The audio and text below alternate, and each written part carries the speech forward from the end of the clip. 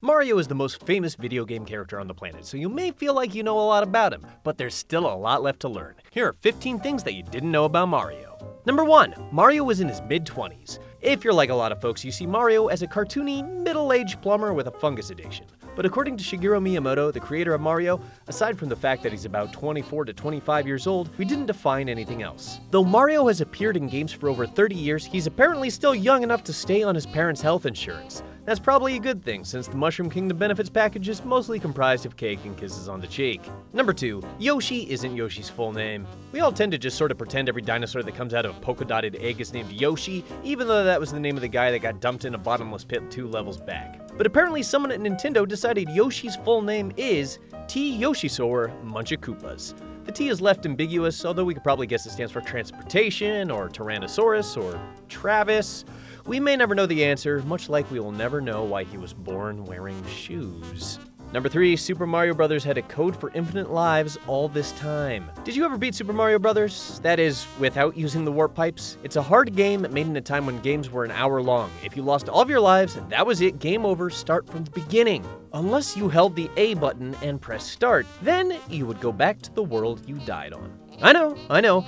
Most people have lived their whole lives without knowing that secret. This is a revelation on the scale of realizing that Player 2 could control the duck and duck hunt. You did know that Player 2 could control the duck and duck hunt, right?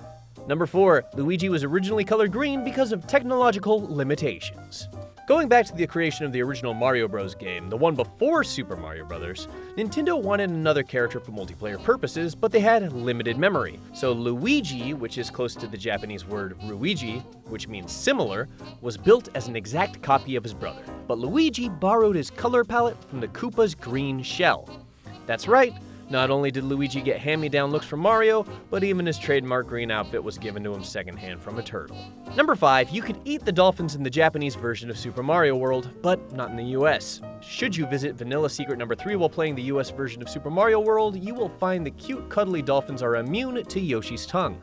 But in the Japanese version of the game, these dolphins are just as edible as any apple or Koopa that you might come across. No one's really sure why this is, but there are a couple theories out there. One suggests that Western audiences were particularly attached to dolphins during the early 90s, as anyone with a Lisa Frank Peachy folder could attest. Some think that was actually a way to make the game easier for dummies in the US, since allowing the players to swallow the dolphins is essentially letting them destroy the quickest path across the level. Number 6, Super Mario Bros. 3 is just a play. It seems so obvious now, but it was pretty easy to miss when you were a kid. The eternal Nintendo classic Super Mario Bros. 3 begins with a set of red curtains being drawn open and characters bouncing on a stage like the whole thing is a theater performance. There are plenty of clues to support this theory. When you first boot up Super Mario All-Stars, you see a bunch of silhouettes chattering before the curtain rises. It's like we're backstage before the show. Remember the strange intro from Super Mario 64 where the camera is revealed to be operated by a floating Lakitu? It makes much more sense if you realize that this is a performance by Mario and, in a way, you. Shigeru Miyamoto admitted this himself recently, at least as far as Mario Bros. 3 goes. Number 7, Bowser had a terrifying live-action show in the 1980s. Many grown-ups out there have fond memories of the Super Mario Super Show, a campy mix of live-action and original animation that's more fun to remember than it is to rewatch. Though the Super Show starred Mario and Luigi and one-time Magic Johnson, Bowser actually got his own show around the same era.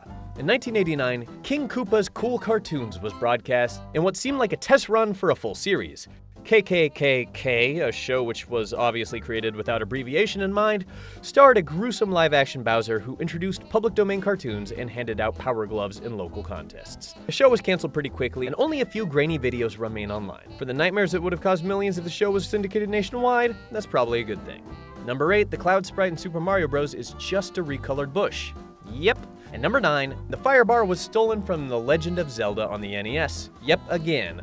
Number 10, Super Mario Sunshine has a secret Zelda cameo. Though obviously a human, Il Piantissimo shows up disguised as one of the local Piantas who race Mario in a series of challenges. You never get to see under his mask in the game, but fans hacked apart the code to figure out the speedster's true identity. Though a little shorter in stature, the man known as Il Piantissimo is undoubtedly the same person known as the Running Man in Ocarina of Time, and the Mailman in Majora's Mask. Number 11, Mario wasn't always called Mario, and he wasn't always a plumber. Yeah, I know, most everyone knows that Mario used to be a carpenter by the name of Jumpman, and briefly Miyamoto wanted to name him Mr. Video, but the original incarnation of the character was called Osan, which means middle-aged guy, which we don't have to tell you, totally messes with the previous assertion that Mario was in his mid-20s.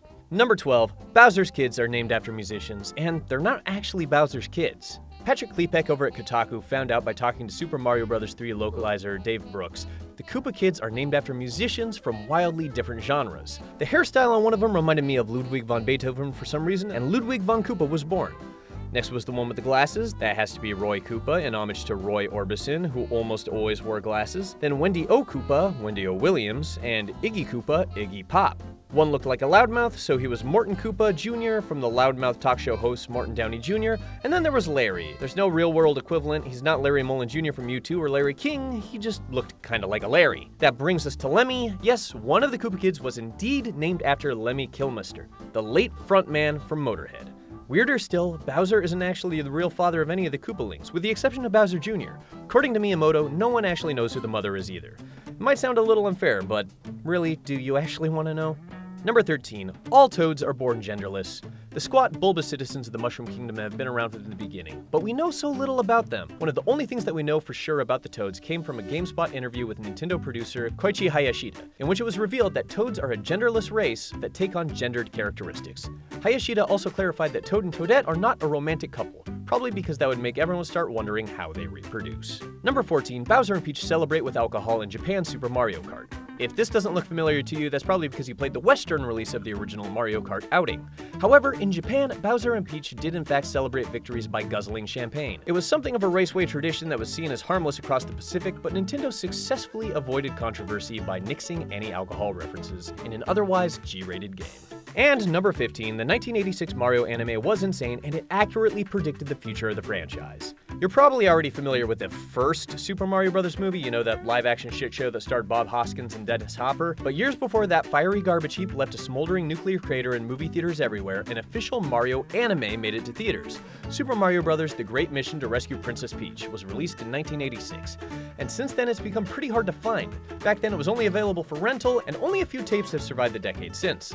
The hour-long movie never saw an official Western release, but since the internet exists, you can watch the whole thing on YouTube. You'll find a lot of familiar sights and sounds, but you should keep in mind that this was made just after the original Super Mario Bros., and the characters within it weren't as well defined as they are now. So no one was around to tell the animators not to make Luigi go nanners when he trips on shrooms. The whole movie's pretty nuts. It begins with Mario playing in NES, yeah, after which Peach tumbles out, followed by several franchise baddies. Bowser does successfully capture Peach, after which Mario gets depressed and goes to work at a grocery store.